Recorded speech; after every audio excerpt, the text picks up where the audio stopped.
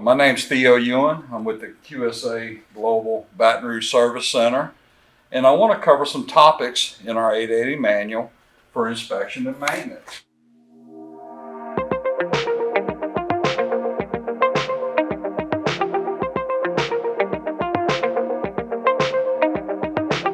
One of the requirements is that on a quarterly basis, you should do a misconnect test between your controls and the projector it's being used with.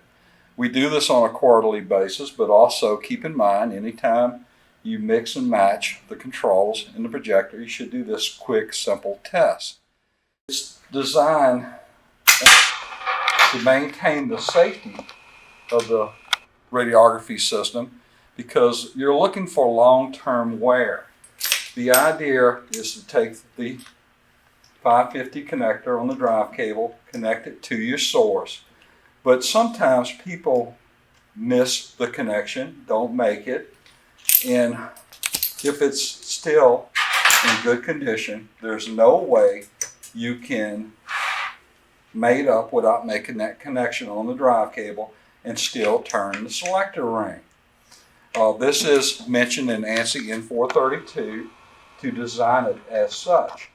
However, if you get enough wear on the 661 safety collar, the pins, the collar itself, shared wear on the retainer on the rear posi lock, and keep in mind the number of times this drive cable is going in and out, reducing the 550 connector's length, you can possibly get to the point where, without making the connection of the drive cable to the source, push and be able to turn the selector ring.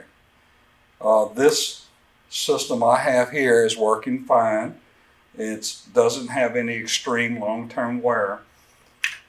But also keep in mind, should you be able to turn it, the selector ring, do not go all the way to operate because you do not want to push the source out.